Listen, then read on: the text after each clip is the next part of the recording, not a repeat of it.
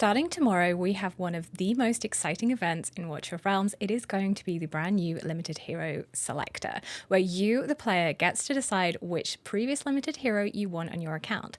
And I know that whilst this is like super exciting, it can be a little bit daunting. And so I'm going to try and do the best that I can to help you decide what is best for your account, not just which are the best Limited Heroes to have in general. Hi there, welcome to the channel. I'm Slate, and today we're going to help you decide who to pick for your Limited Hero Selector. I think firstly, we need to talk about what kind of player that you are. I can sort of break this down into like a couple of sections based on how many limiteds you have previously. I think player A is the type of person that has most heroes already and is trying to decide between going for awakenings or sort of filling out their Pokedex. I think player B is someone who has missed quite a few of the limiteds and is trying to work out what is going to be best for their own account. And then player C is someone who has absolutely not got any of these heroes necessarily, and you're trying to work out who is your first shot, who is the one that you want to pick up to get the best progress on your account. Now that we've had a look at what sort of player you might be, I think it's important to take a step back, look at all the limiteds as a collection and talk about sort of each tier essentially. And yes, I know this is a tier list. I'm going straight into it because I think actually it's not necessarily about, is this an S tier hero? Is this an A tier hero? How good are they at this? How good are they at that? Because I think the amazing thing about Watcher of Realms is that most heroes are very good at specific jobs, or at least can be used in some form of content, right? But I do think generally speaking, this is how I would break up the 9 limiteds that we've had so far, excluding Moradin, who obviously just came. First, we have those that are absolutely account changing. You get this hero on your account, it is going to make a difference. Second, we have those that are absolutely incredible at their job. Full stop. Like, they are absolutely incredible. Then we have those that are solid but replaceable. And then the final category is going to be those that need a buff. Now let's look at these heroes in a little bit more depth. We're going to do a hero by hero breakdown, starting off with one of the heroes that I think really needs a buff and part of last year's anniversary events. And that hero is, of course, Dahlia. So Dahlia was released as part of the anniversary events last year. She is a mage cultist and has this very unique single line long lane, which is the first hero we got of this kind. Obviously, we now have Ingrid, but essentially before Ingrid, we had her. She is a poisoner, she does AoE damage, and she essentially creates these little blossoms that pop up and then explode damage. And I think the thing with Dahlia is that when she first came out, it was a very interesting mechanic, very interesting range, that it was like, oh goodness me, what is this going to be interesting in? And I know I keep saying interesting, but that is essentially how to describe her. I think the issue is that with the release of Ingrid, she just isn't that powerful enough. I also think that unfortunately her damage isn't very good compared to other AoE mages, and unfortunately the poison that she does put out isn't going to be good enough to then bring into boss content. So essentially, while she is good, she's sitting in my vault. That's the only way I can describe it. And so I really think she needs a buff. She has only had one run, which is, I think, interesting because I do think her and both Gwendolyn, who we'll talk about in a second, because they've only had one run and because these heroes are sort of slightly weaker, I do feel that if Moonton was going to run them again, they would do it when they buff them. We saw that with Falcia. She got a buff and then she got released again. So I kind of think that the only player that is going to really want to go for Dahlia is that player who is very interested in filling out the Pokedex, and this might be the one hero that they are missing. Now, in terms of the other hero that I truly think needs a buff, it is going to be Gwendolyn. She was the first Christmas limited, and she is a northerner healer slash shielder. Mainly, she puts out these HP-based shields. She does a little bit of healing, but to be completely honest, 5% max HP when a shield disappears is not going to sustain. I think it goes up to 10%, but essentially, it is not going to sustain. And so I really think what would have been amazing to see with her is Vortex, who is probably one of the most loved healers with shielding, who has this incredible range. Where is it? Oh, it doesn't actually show on his, does it show on this? Max level here. He's got this incredible range. He puts out lovely HP based healing and he puts out shields. And it would have been really lovely to see Gwendolyn effectively be a legendary version of this.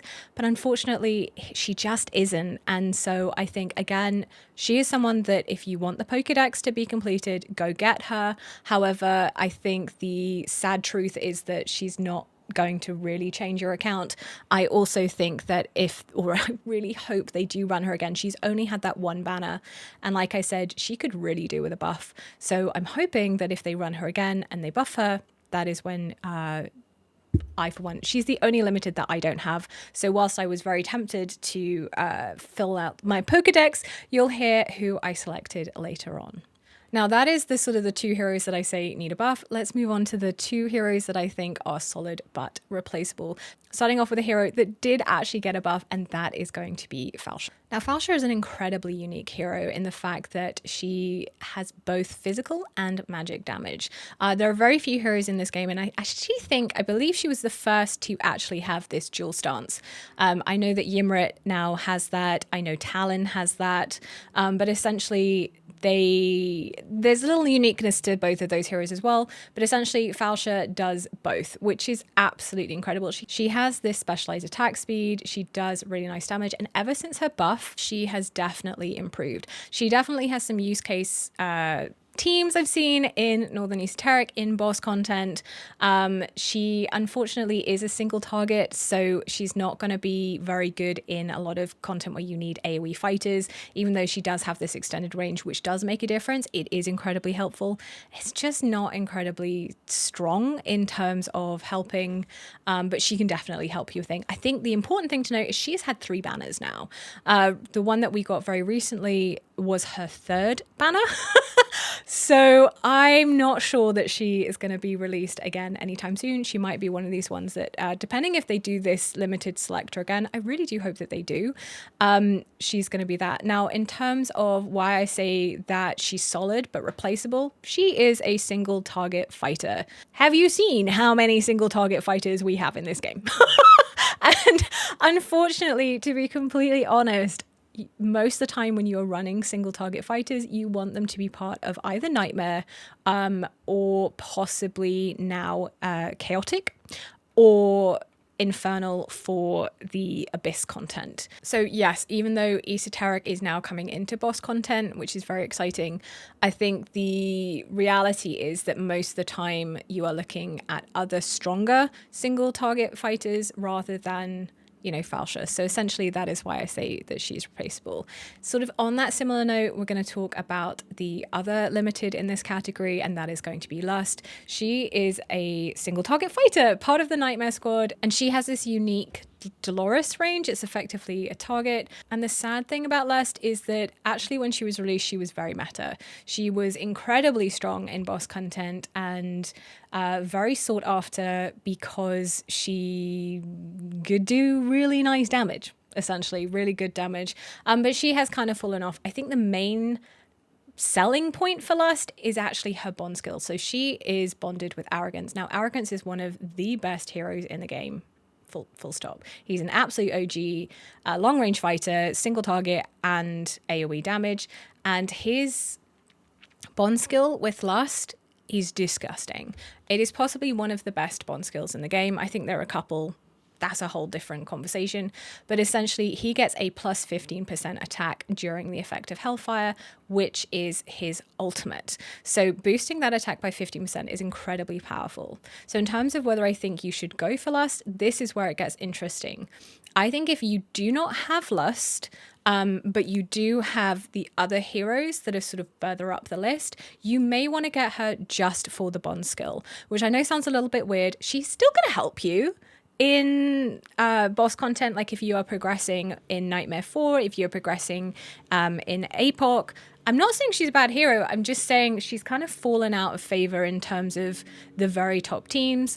And yeah, but I do think that her bond skill is very important in terms of boosting Arrogance. I also think she has now had 2 banners. She had it Valentine's 2024 and then September 2024. She was incredibly popular, so I could see that she would have another run again soon. I think the fact that they are releasing Arrogance and Lust skins could be a little hint that they might be running her again soon. So I'm not sure she's necessarily fallen out of favor. I definitely think we probably see a banner with her again soon. I think she's definitely a choice for people who are filling out their Pokedex or have some of the sort of like higher tier heroes, but missed out on her and want to get her for the bond skill and for a progression, essentially, shall I say. Yeah, I think that's the best way to describe it. Now, in terms of the next two heroes, they're incredible at their job. It's the best way to describe them. And essentially, we're going to start by looking at who we got at Easter. So she has actually been run very recently, and that is going to be Anora. So Anora was actually part of last year's anniversary events as well, alongside Dahlia. They did a back-to-back limited, and when she was released, she also was released with Ymrit, who is one of the unnamables, and again, this bond skill is incredibly strong. Now, Anora is interesting because by sort of like definition, she's an AoE mage. She does damage up to 5 enemies in range. When she does her ultimate, it actually goes wider than that sort of typical mage thing, and it is incredibly high burst damage is the only way I can describe it.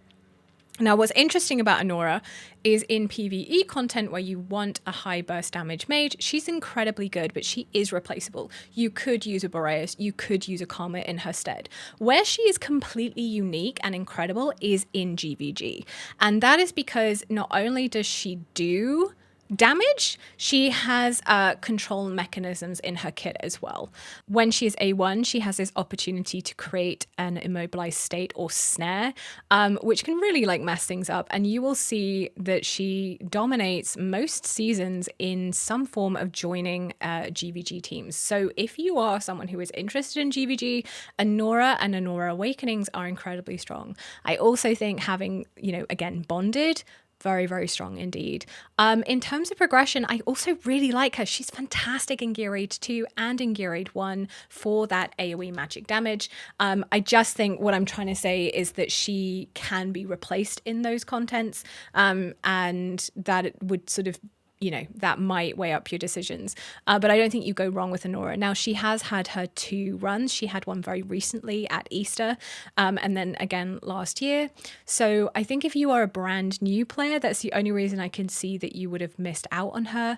I think she's definitely a contender, but not necessarily account changing, which we will get onto very, very shortly once we go over one other hero in this incredible at their job tier.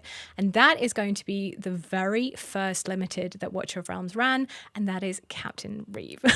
Now, Captain Reve is very cool for a couple of reasons. One, he is an absolute CC nightmare.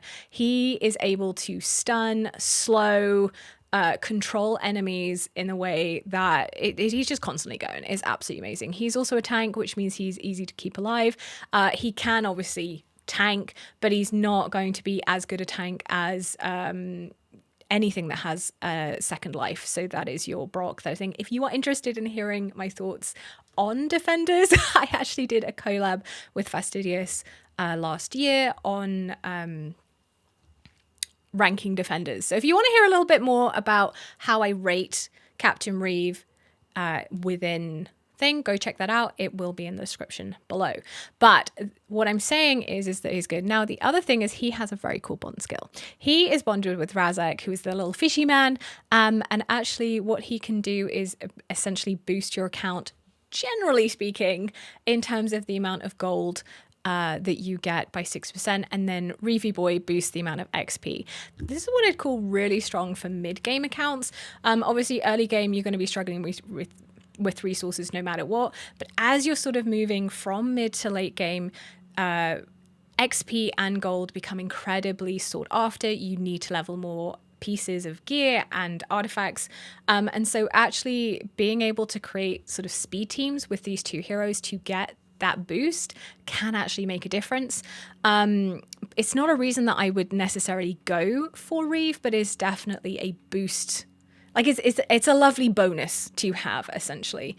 I think by the time that you're late to end game, you have more gold sitting. I mean, I'm someone who spends a lot, and I'm sitting at a silly amount of gold because you just farm more than you actually need. So anyway, that is why I think it's nice, but it's not necessary, essentially. But I do think Reve, where is he? I've completely lost him. There he is. But I do think Reve is incredibly strong in terms of a contender for who you want to get on your account. There are very few heroes in this game that do crowd control the way that he can do it.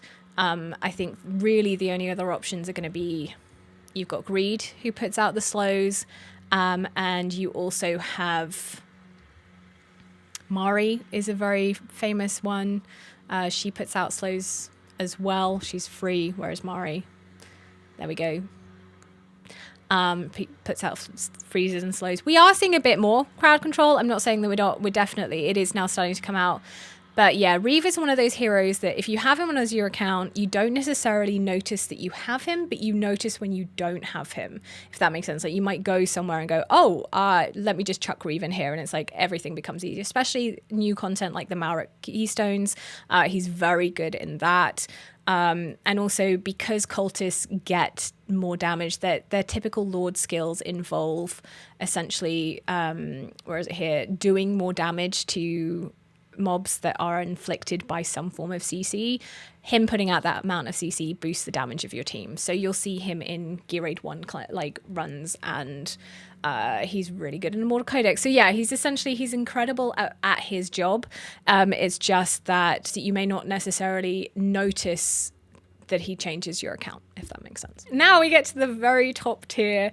This is what I would consider are your account changing heroes. And funnily enough, they are all 3 new heroes that we got in the last year. This is going to be Sun Wukong, Kigiri, and Diao Chan.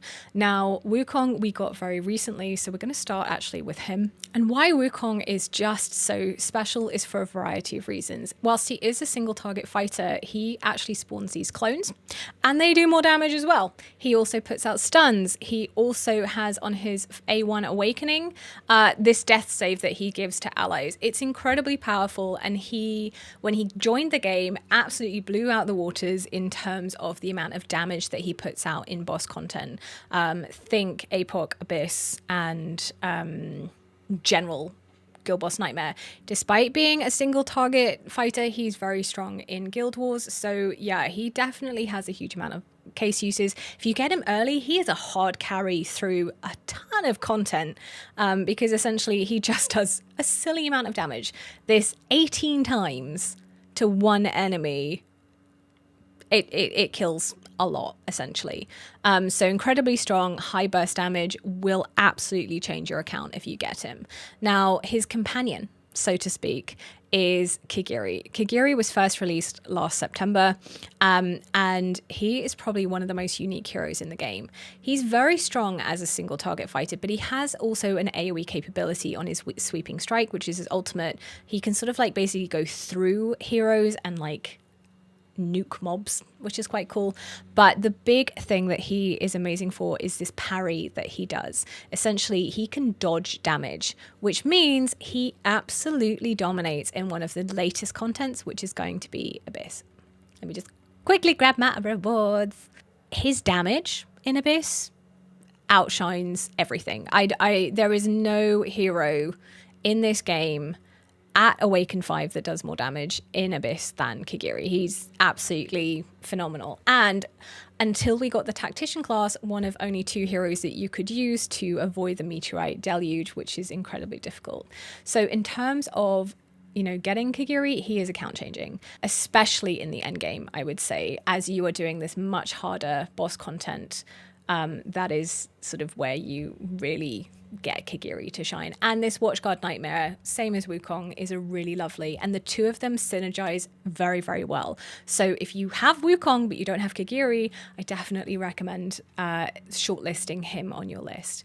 Now the final hero is going to be someone who came this Valentine's Day, and that is going to be the beautiful Diao Chan. Now, Diao Chan is a very interesting healer. She has this Dolores range, but if you get to her Awakened 1, it actually sort of fills in the squares a bit more, and becomes very, very strong indeed. Now, why is Diao Chan so special?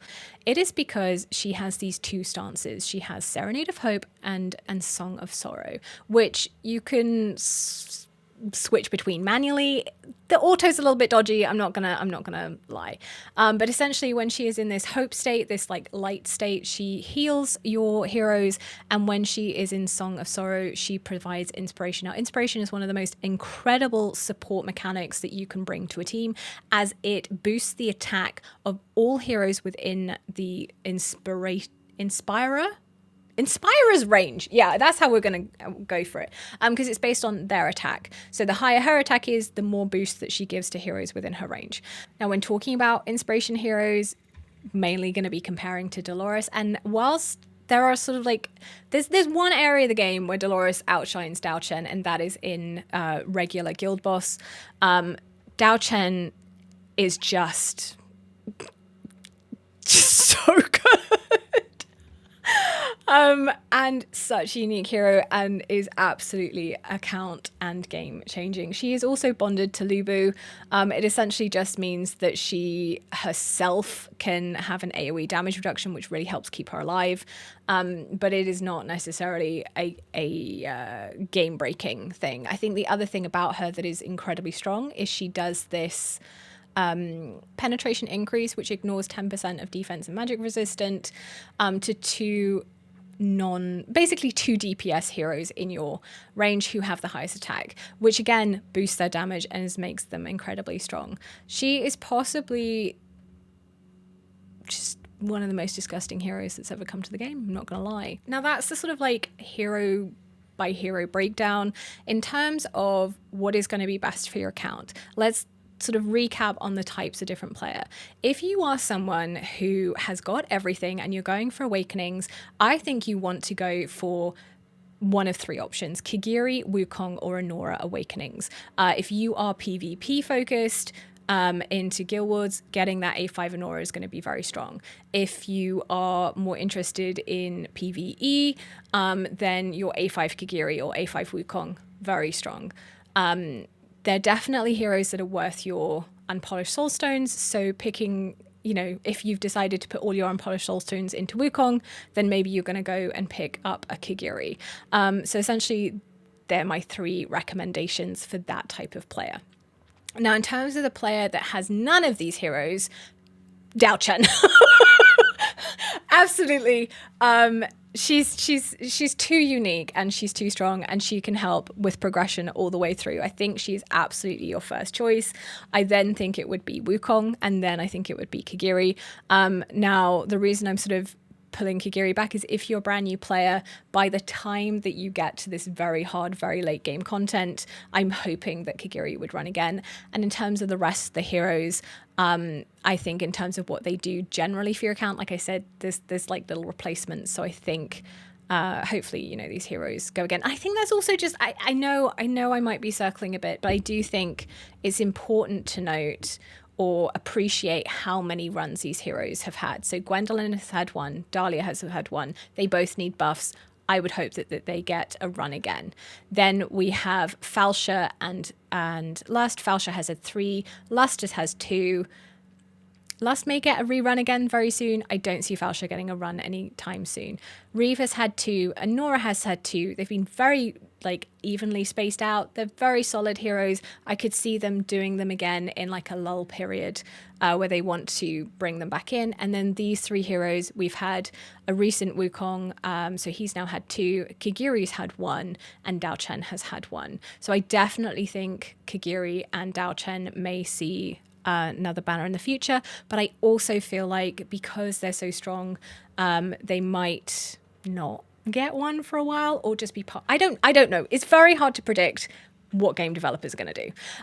But yeah, essentially, I think that as a new player, you want to be picking one of these 3 heroes up here. Now, in terms of, are you a collector of the Pokédex? Well, then you just pick whichever one you're missing. That's absolutely fine. If it is a question of, do I pick this hero or do I go for awakenings? That is when it gets tricky, and I can only talk about my personal experience. So for me, the only limited that I am missing is Gwendolyn. And as someone who would like to fill out the Pokédex, I have been very tempted to go for Gwendolyn. However, I am actually going to go for Kigiri Awakenings. And this is because I've decided that Gwendolyn needs a buff. If they buff her, they will run her again. So I'll be able to pick her up then. But also just what Kigiri can do for my account as an endgame account. He is going to help me push content that I, at the moment, am getting a bit stuck on. And so he is going to be the most account changing for me. So yeah, I think that is essentially my thought process, and maybe that helps you with your thought process too. So essentially that is my guide, my suggestion, my thought process on these different heroes to help you make the decision for yourself. I do have a Discord server that is in the description below. There will be a special channel in there called Limited Hero Helper. So if you are a little bit confused, go there. People will be chatting. I know that they're going to be chatting about this and being able to, you know, help each other out. We've got an incredible community that does like to help each other out. And so if you want a little bit more nuance or for your specific account and guidance, head over there. Drop a comment below here. I'll do my best to help here as well. But yeah, that is everything from me today. Thank you so much for watching. Do like and subscribe if you haven't already. I look forward to seeing you in the next video and the next live stream. So until then, take care and bye for now.